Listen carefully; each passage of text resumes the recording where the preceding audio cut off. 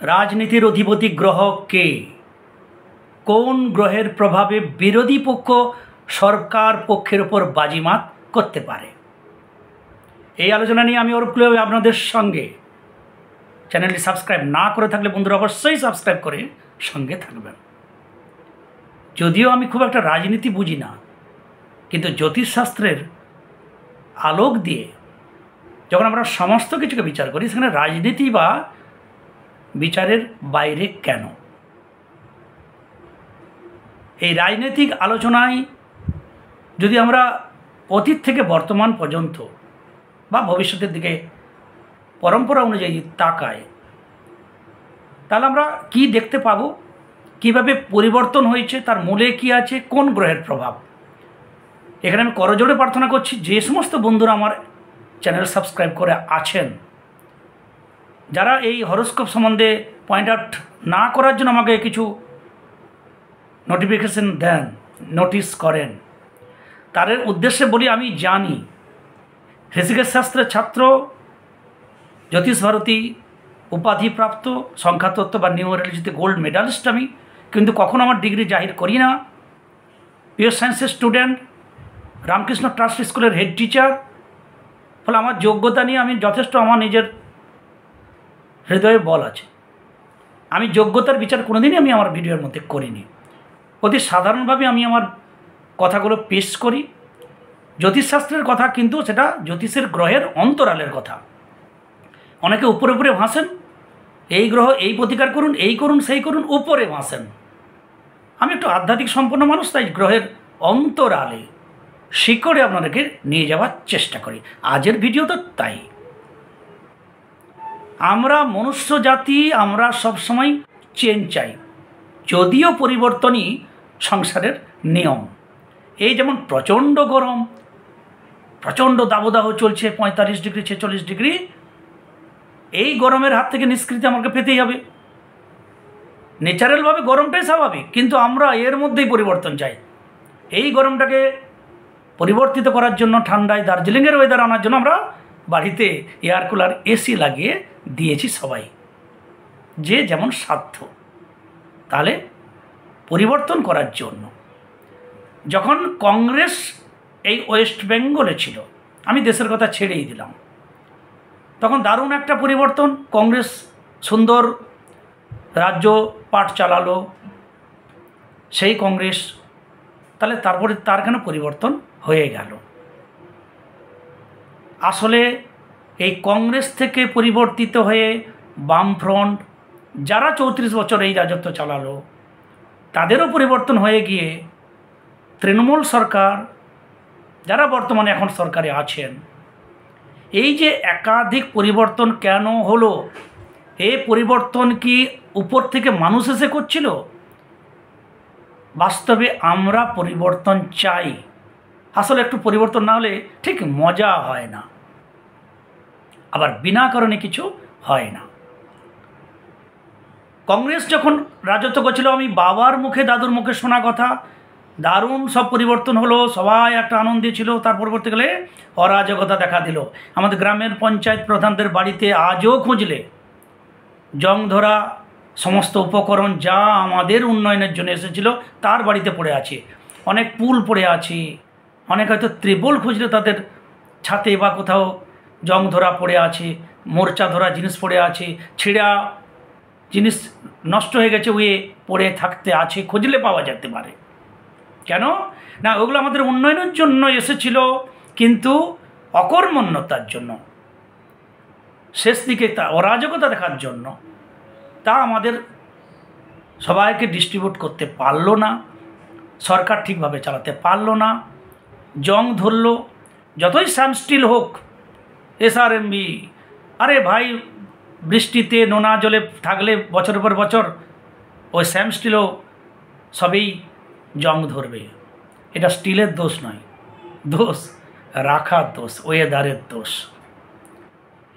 পরিবর্তন সবাই, চোর সব দিনই সবাই চুরি করে এসছে।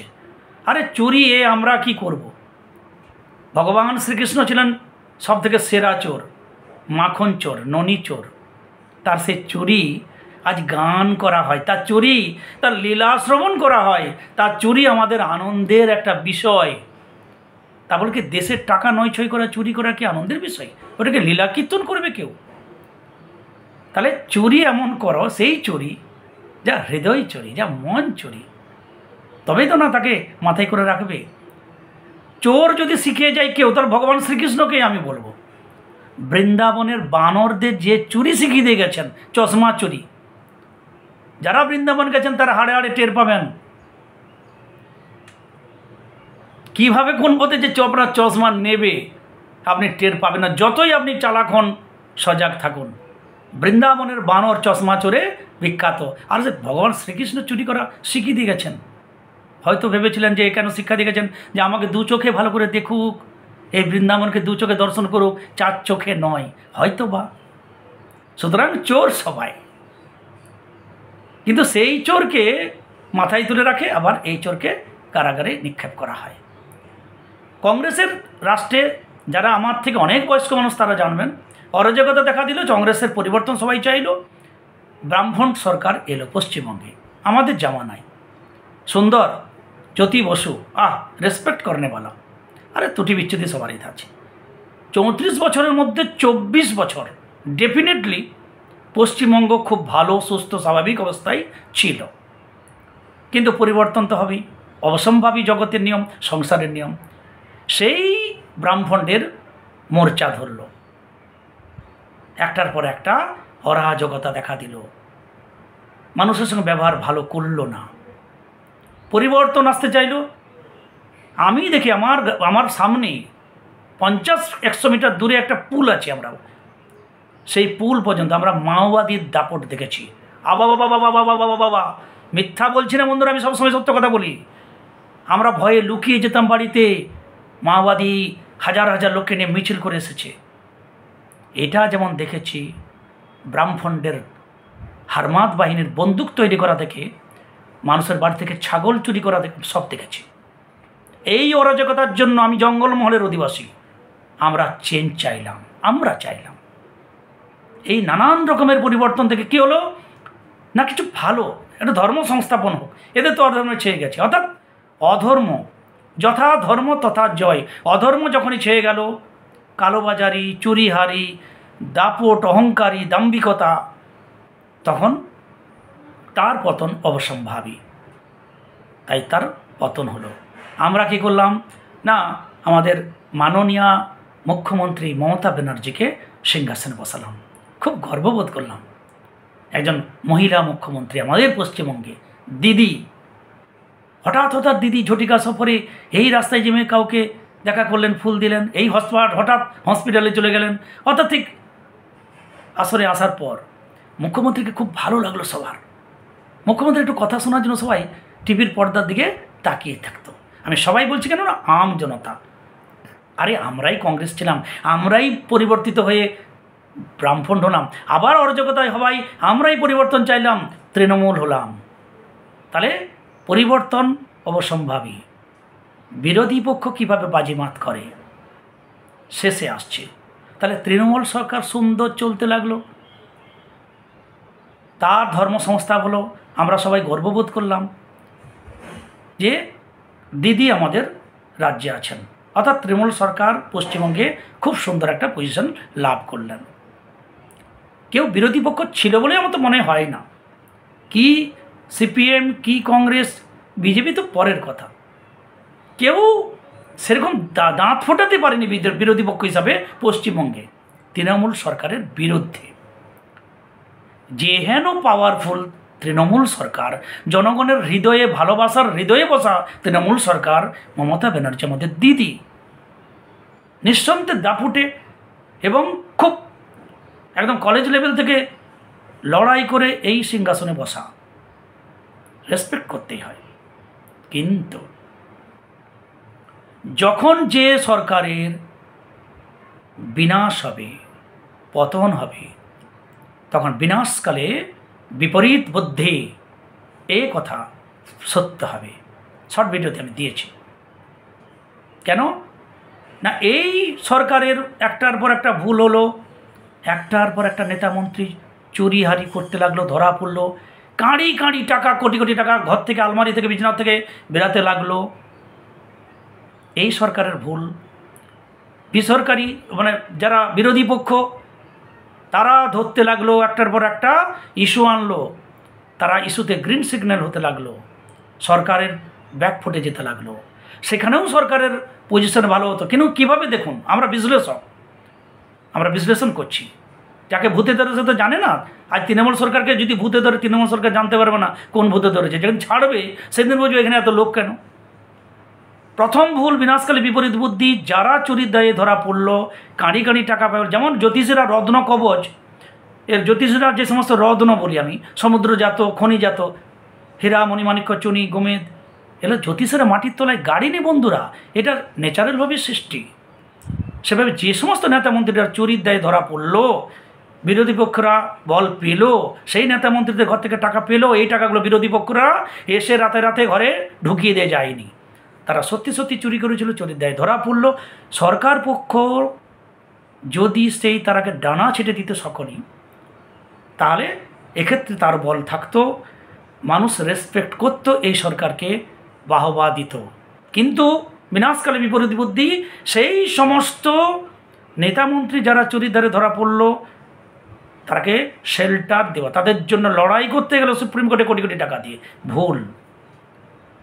কিন্তু ভূতিয়ে ধরা, কিছু হুঁশ নেই, পরপর চলতে লাগলো, একটার পর একটা ইস্যু। বিরোধী পক্ষরা গ্রিন সিগন্যাল পেতে লাগলো।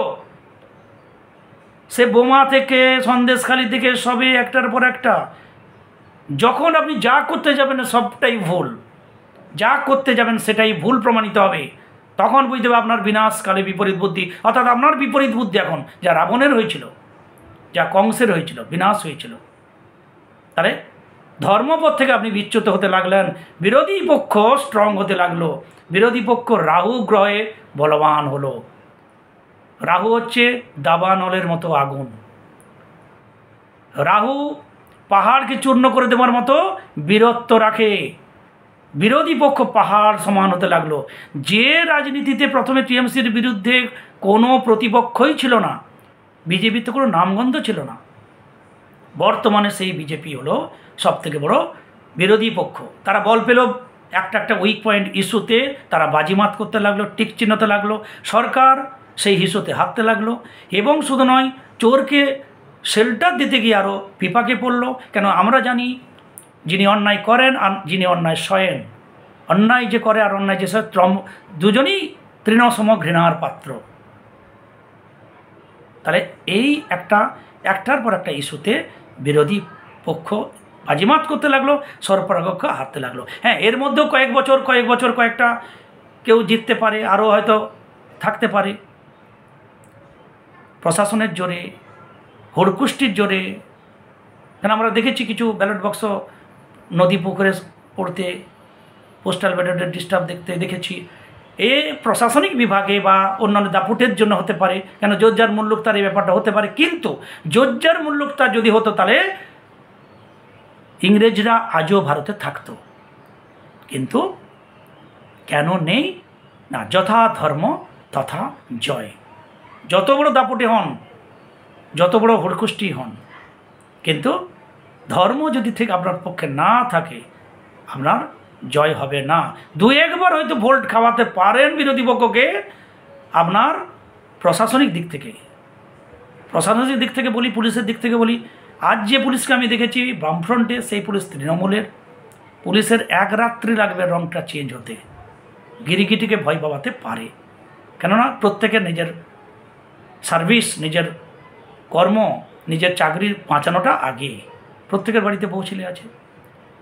সুতরাং রাজনীতির প্রেক্ষাপটে যদিও আমি একজন বিরাট বড় রাজনীতিবিদ নই, কিন্তু যখনই যে রাজনীতির পতন হয়েছে সেখানে অরাজকতা, চুরি, অধর্ম এবং চোরকে প্রশ্রয় দেওয়া এবং ভুল একটার পর একটা করে যাওয়া, অথচ হুঁশ নাই। টিভির পর্দায় গোটা রাজ্যবাসী দেখছে আর এই তো ভুল করছে। আরে শুনলে তো, কেননা ভূতে ধরা মানুষ কিচ্ছু বোঝে না, ভূত ছাড়লে বলে এখানে এত লোক কেন। সেরকম এই রাজনীতির ক্ষেত্রে, রাজনীতির খেলায়, ধর্ম অধর্মর ক্ষেত্রে যেমন চন্দ্র ভালো থাকতে হবে, চন্দ্র হচ্ছে জনগণ জনার্দন, সেই চন্দ্র ভালো থাকলে আপনাকে রেসপেক্ট করবে বা ভালোবাসবে। আমাদের প্রধানমন্ত্রী মুখ্যমন্ত্রী খুব ভালো, খুব সুন্দর, কেন না চন্দ্র ভালোটা এই জনগণ থেকে রেসপেক্ট করছে। যখনই ভুল কাজ করতে থাকবে একটা লোক দেখলে বিরক্তি লাগবে, আরে এই তো মিথ্যাচার, এই তো চোর, এইভাবে নানান রকমের কথা প্রসঙ্গ তার নামে মানুষ ছুড়বে, অর্থাৎ বিরক্ত ভাব আসবে। যে একদিন খুশি হয়েছিল সে একদিন অখুশি হলো। কেন হলো? ত্রুটি বিচ্যুতি ভুলের জন্য। কেন না, রাজনীতিতে রাজার নীতি, সেক্ষেত্রে সমদৃষ্টি, দৃষ্টি যদি ঠিক না থাকে, নামে মন্ত্রী, মুখ্যমন্ত্রী, প্রধানমন্ত্রী, আর বাকি নেতারা সব দাদা দিদি করে করে চুরি করলো, সব ওই যা জানে দাদা যা জানে দিদি দিয়ে তিনি চুরি করতে লাগলেন। এটা যদি প্রথম থেকে না লক্ষ্য রাখা হয় তাহলে তাদের পরিবর্তন অবশ্যম্ভাবী। চুরি করা ভালো, শত মানে যদি না ধরা পড়ো, আর চোর যদি সব থেকে বড় হয় তাহলে বৃন্দাবনের বানর ভগবান শ্রীকৃষ্ণ শিক্ষা দিয়ে গেছিলেন। আর ভগবান একথাও বলে গেছেন, জয় কার হবে, যে প্রতিপক্ষের লড়াই হোক, তা কুরুক্ষেত্র হোক, চাই আমাদের রাজনীতির সমর, যথা ধর্ম তথা জয়। আর সেই রাজনীতির পতন হবে তখনই যখন একটার পর একটা ভুল হবে, বিনাশকালে বিপরীত বুদ্ধি। বিরোধী পক্ষ কোন গ্রহের বলে বলিয়ান হয়ে মানে বাজিমাত করে? রাহু। রাহু সেই গ্রহ যা পাহাড় চূর্ণ করে দিতে পারে দৃঢ়তায়। রাহু সেই গ্রহ যা দাবা নলের মতো, যার আগুনকে কন্ট্রোল করে একরকম ফায়ার ব্রিগেডের হাতের বাইরে। সুতরাং বিরোধী পক্ষ একটা পর একটা ইস্যু নিয়ে আসে সরকার পক্ষকে হারানোর জন্য, বাজিমাত করার জন্য। যতক্ষণ সরকার পক্ষ ধর্মে থাকবে, ন্যায়ে থাকবে, তখন তার কিচ্ছু করতে পারবে না। যেদিন থেকে তার অধর্ম পতন শুরু হবে, যেদিন থেকে সে অসৎ হতে থাকবে, যেদিন থেকে চোরের বাতাবরণ তার হতে থাকবে, একটার পর একটা ভুল করতে থাকবে, ভুল শুধরানোর বদলে ভুলকে বাড়িয়ে দিবে, চোরকে সংশোধন করার বদলে চোরকে বাঁচানোর চেষ্টা করবে। এই ভুলগুলো যারা রাজনীতির মধ্যে থাকে, এটা ভূতে ধরা বলি, তারা বুঝতে পারে না। যখন সরকারের পতন হয় তখন বলে এত লোক কেন, এতক্ষণ ভূত ছিল না, বুঝতে পারেনি। ফলে যেই পক্ষ আসুক সেই পক্ষই, আবার যদি তারও এই হয়, আমরা পরিবর্তন চাই, অর্থাৎ গরমে এসি, ঠান্ডা চাই, রাজনীতির আবহাওয়া চাই, দার্জিলিংয়ের আবহাওয়া চাই, তাহলে সবেরই পরিবর্তন চাই। যখন এটাই পরিবর্তনের লক্ষণ। পরিবর্তন আমরা চাই, পরিবর্তন সংসারের নিয়ম। আমরা যখনই কারো কোনো ত্রুটি বিচ্যুতি হবে তখন আমরা নজরদারি করি, যখন চরমে হবে, অস্বস্তি এত বেড়ে যাবে, সেই ধর্ম সংস্থাপনার্থায় সম্ভবামি যুগে যুগে, তার মতো একটা রাজনীতির দলকে ফেলে দিয়ে আমরাই আবার বোতাম টিপে অন্য রাজনীতিক দলকে সরকার পক্ষে আনি। এই আকাশ থেকে অন্য কেউ আসে না, আমরাই পরিবর্তিত হই। আর তারাই বুদ্ধিমান, তারাই পরিবর্তন করে, তারা যারা চুপচাপ লক্ষ্য রাখছে সরকারের গতি প্রকৃতি, বিরোধী পক্ষের গতি প্রকৃতি, কে ভালো মন্দ তারা ঘরে বসেই বিচার করছেন, তারাই পরিবর্তন আনেন। যারা লুটের আগে দাঙ্গার পরে তারা কিছু আনতে পারেন না, গুন্ডাগিরি করে বেশি দিন কিছু করা যায় না। যারা চুপচাপ এই সংসারে, এই আমাদের ভারতবর্ষে বা রাজ্যে চুপচাপ ক্রিয়াকাণ্ড দেখছেন, সেই ভদ্র শান্ত আম জনতা, তারাই যুগে যুগে পরিবর্তন এনেছেন। কংগ্রেস থেকে বামফ্রন্ট, বামফ্রন্ট থেকে তৃণমূল, তৃণমূল থেকে হয়তো কোনো রাজনৈতিক দলের উত্থান হতে পারে। আগের ভিডিওতে আমি দিয়েছি নিউমেরোলজিতে ক্যালকুলেশনে, দেখে নেবেন। কোনো রাজনীতির বিরোধিতা আমি করিনি, আমি সেই প্রেক্ষাপটে আলোচনা করলাম যা আমার সঙ্গে, আমার রাজনীতির সঙ্গে, আমার এই জ্যোতিষীর সঙ্গে রাজ্যবাসী হয়তো ক্যালকুলেশন করে চলছেন অনেক দিন থেকে। সুতরাং ভুল ত্রুটি মার্জনীয়। সবাই সঙ্গে থাকবেন, ভালো থাকবেন। জয় গুরু, জয় গুরু।